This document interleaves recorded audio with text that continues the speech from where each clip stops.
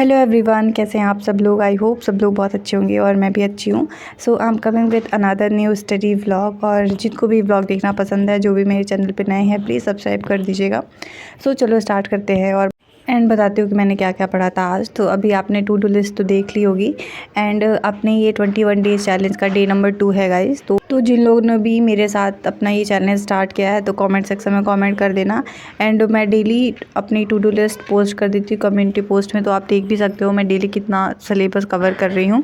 फ़िलहाल तो भी 1-2 दिन से नहीं कर रही हूँ, अभी तबीयत बिल्कुल भी ठीक नहीं है। मैंने लास्ट के व्लॉग में बोला था कि फ़ीवर आना मेरे को बंद हो गई है, बट मैंने जब ही बोला उसी के 1-2 घंटे बाद मेरे को तुरंत फ़ीवर आ गई थी। पता नहीं क्या था ये।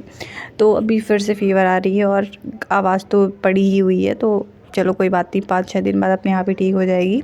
सो या गाइस, और अभी मैं पढ़ रही हूँ एनाटॉमी, और एनाटॉमी का मैं नोट्स रिवाइज़ कर रही हूँ।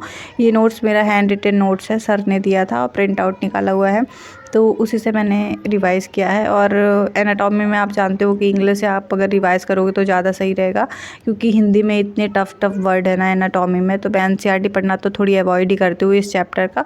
मतलब मेरे 3-4 चैप्टर हैं ऐसे ही स्पेसिफिक जिनकी मैं एनसीईआरटी पढ़ती हूँ, बट वैसे मतलब कि एक बार देख लेती हूँ ऊपर से, बट मैं डिटेल जो होता है उनका मैं नोट से ही पढ़ती हूँ। जैसे ह्यूमन फिजियोलॉजी के पूरे चैप्टर हो गए, उनको मैं सारा नोट से पढ़ती हूँ। और इधर एनाटॉमी, मॉर्फोलॉजी और एनिमल किंगडम, ये सारी चीज़ें मैं नोट से पढ़ती हूँ। एनसीईआरटी भी पढ़ती हूँ बट एक बार देखती बस हूँ। सो या गाइज़, और अभी मैं पढ़ रही हूँ केमिकल बॉन्डिंग, क्योंकि मेरा टेस्ट था नेक्स्ट डे इसका। केमिकल बॉन्डिंग आ रहा था उसमें, तो मैंने सोचा एक बार रिवाइज़ कर लेती हूँ। और ये सारा मैं नोट से ही पढ़ रही हूँ। मैंने आपको पहले ही बताया मैं फिजिकल और इनऑर्गेनिक का कोई भी लेक्चर प्रेफर नहीं कर रही हूँ, क्योंकि ऑलरेडी मेरे पास अच्छी नोट्स बनी हुई है, तो क्यों लेक्चर देख के अपना टाइम वेस्ट करना। और जो भी टॉपिक मेरा नहीं समझ आता उसको मैं स्पेसिफिक देख लेती हूँ, बट ऐसा नहीं है कि मैं फुल लेक्चर लेके, डिटेल लेक्चर लेके या फिर वन शॉट लेके बैठ जाती हूँ। ऐसा नहीं करती हूँ, क्योंकि ऐसा टाइम ही वेस्ट होता है। जब मेरे से ऑलरेडी वो चीज़ें बन रही है तो मैं उसमें और ज़्यादा टाइम इन्वेस्ट क्यों करूँ, राइट। एंड गाइज़, मैं लास्ट वीडियो में 2-3 लोगों ने कमेंट किया था और मेरे को ये कमेंट बहुत रिपीटेटिव आ रहा है। मतलब मेरे टेलीग्राम पे भी 1-2 लोगों ने बोला, एंड कमेंट सेक्शन में भी 1-2 कमेंट आ गए हैं ऐसे कि दीदी मैं सीरियस ही नहीं हो पा रहा हूँ, मतलब 2025 के लिए, या फिर मैं पढ़ाई के लिए ही सीरियस नहीं हो पा रहा हूँ, ज़ीरो सीरियसनेस है। ऐसा कमेंट मेरे लास्ट व्लॉग के वीडियो में आया था, आप लोग देख सकते हो जाके। सो मैं तो यही बोलूँगी कि why are you wasting your time in this field, क्योंकि अगर आपको सीरियसनेस ही नहीं है तो फिर क्यों अपना टाइम वेस्ट कर रहे हो एंड क्यों अपना साल बर्बाद कर रहे हो। क्योंकि देखो, मैं थोड़ी हार्श ज़रूर साउंड कर रही होंगी, but this is the fact, right.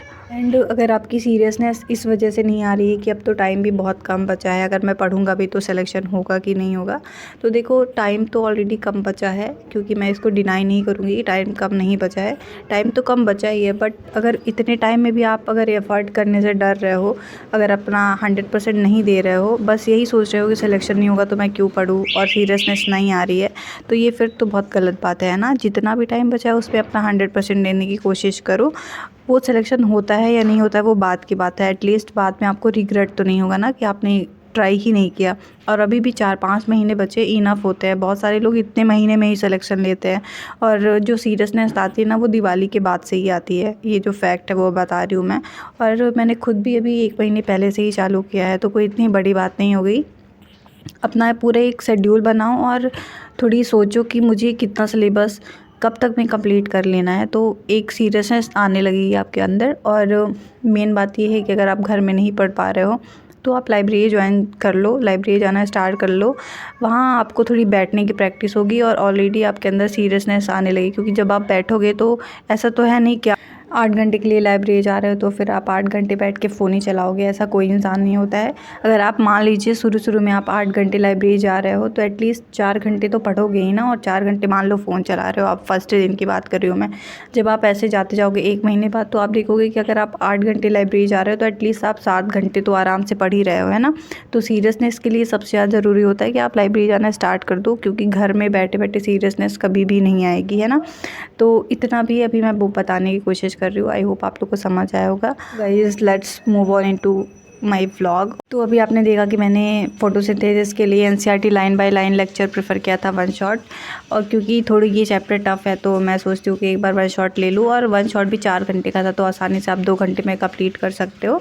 उसके बाद मैंने लिया था अलग सर का लेक्चर करंट इलेक्ट्रिसिटी का, वो भी वन शॉट, क्योंकि मेरे से ये चैप्टर आता है तो मेरे को डिटेल लेक्चर देखने की ज़रूरत नहीं है, तो दैट्स वाई मैंने वन शॉट प्रेफर किया था अलग सर का, वो भी उम्मीद सीरीज़ से जो सर ने 2021 में पढ़ाया था। तो आप भी ये फॉलो कर सकते हो, काफ़ी अच्छी सीरीज़ है। और अलग सर तो ऑलरेडी आप जानते हो कि इतना अच्छा पढ़ाते हैं, मतलब सारी कुछ डिटेल में पढ़ाते हैं।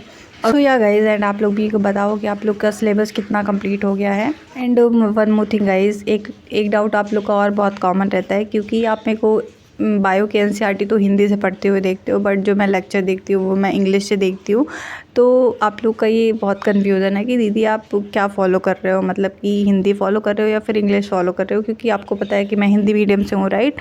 तो देखो, मैं जो लेक्चर ली हूँ ना, जो भी मैं बैच फ़ॉलो कर रही हूँ, जैसे आपको पता है मैं यकीन 2.0 बैच फ़ॉलो कर रही हूँ, तो वो मैं बैच इंग्लिश से ली हूँ, क्योंकि मैंने बहुत बार बोला है कि हिंदी के जो टीचर्स हैं ना, वो ऑनलाइन प्लेटफॉर्म में इतने ज़्यादा अच्छे नहीं हैं, और इंग्लिश के जो टीचर्स हैं पीडब्ल्यू में बहुत अच्छे माने जाते हैं, मतलब उनका बहुत नाम है और काफ़ी अच्छा पढ़ाते भी हैं। तो इसलिए मैंने जो बैच लिया है वो इंग्लिश मीडियम से लिया है, और लेक्चर और ये सारी चीज़ें मैं इंग्लिश से ही करती हूँ। पर जैसे मेरे को क्वेश्चन प्रैक्टिस करना हुआ या फिर मेरे को बायो पढ़ना हुआ, तो मैं बायो की एनसीईआरटी हिंदी से पढ़ती हूँ, और क्वेश्चन प्रैक्टिस भी मैं हिंदी से ही करती हूँ, तीनों सब्जेक्ट की, मतलब बायो, केमिस्ट्री एंड फिजिक्स, तीनों सब्जेक्ट की क्वेश्चन प्रैक्टिस मैं हिंदी से ही करती हूँ। सिर्फ मैं लेक्चर इंग्लिश से देखती हूँ। और बहुत सारे लोग का ये भी डाउट रहता है कि आपको प्रॉब्लम नहीं होती है क्योंकि आप हिंदी मीडियम के और इंग्लिश से लेक्चर देखते हो। तो गाइज़, मैं लास्ट ईयर भी मैंने भी यही किया था, और मैं लेक्चर काफ़ी दिनों से इंग्लिश से ही देख रही हूँ, तो मेरे को इतनी ज़्यादा प्रॉब्लम नहीं होती। और मेरे को शुरुआत से ही मतलब इतना लैंग्वेज बैरियर नहीं था कि मेरे को इंग्लिश से समझ नहीं आ रहा है लेक्चर मैं हमेशा से इंग्लिश से देखती आई हूँ, तो मेरे को इतनी प्रॉब्लम नहीं हो रही है। और आप लोग भी देखते जाओगे ना तो धीरे धीरे आदत हो जाएगी, आप लोग को भी इतनी दिक्कत नहीं होगी। सो या गाइज़, और यहाँ मैं दिखा रही हूँ कि करंट इलेक्ट्रिसिटी का वन शॉट 6.5 घंटे का था, जिसमें 3 घंटे मैं ऑलरेडी कंप्लीट कर चुकी थी। उसके बाद टाइम हो गया था तो मैं वापस आ गई थी लाइब्रेरी से। देन मैंने देखा था हाइड्रोकार्बन का लेक्चर, और लेक्चर नंबर 5 घर आके मैंने देखा था, आप लोग देख सकते हो। तो अभी मैं हाइड्रोकार्बन तो सर के साथ ही चल रही हूँ ऑर्गेनिक केमिस्ट्री में, और ऑर्गेनिक केमिस्ट्री में साथ साथ ही पढ़ूँगी, क्योंकि वही केमिस्ट्री में मेरा थोड़ी ऑर्गेनिक की वीक है, तो मैं साथ साथ चल रही हूँ। और सर जो भी क्वेश्चन देते हैं, जैसे क्लास में भी वो डेली 10 क्वेश्चन देते हैं हर क्लास के बाद होमवर्क में, तो वो डेली मैं कर लेती हूँ, डीपीपी सॉल्व कर लेती हूँ और पीवाईक्यूज़ लगा लेती हूँ। बस इतना ही मैं ऑर्गेनिक पे कर रही हूँ। और सर ने खुद बोला है कि ऑर्गेनिक आपसे तभी बनेगी जब आप डेली पढ़ोगे। तो मतलब अगर आपसे ऑर्गेनिक वीक है तो प्लीज़ आप उसको डेली पढ़िए, डेली रिवाइज़ करिए, तो धीरे धीरे आपको आने लगेगी। क्योंकि ऑर्गेनिक ऐसे सब्जेक्ट है ना कि वो पीछे से जो है इंटरकनेक्ट होती जाती है, तो आपको पीछे का भी सब आना चाहिए, तभी आप आगे बढ़ते जाओगे ऑर्गेनिक में, राइट। सो या गाइज़, यही था आज का व्लॉग। बताना आप लोगों को कैसा लगा, और चैनल पे जो भी नए हैं प्लीज़ सब्सक्राइब कर लीजिएगा। अब मिलेंगे नेक्स्ट व्लॉग के साथ, तब तक के लिए बाय बाय।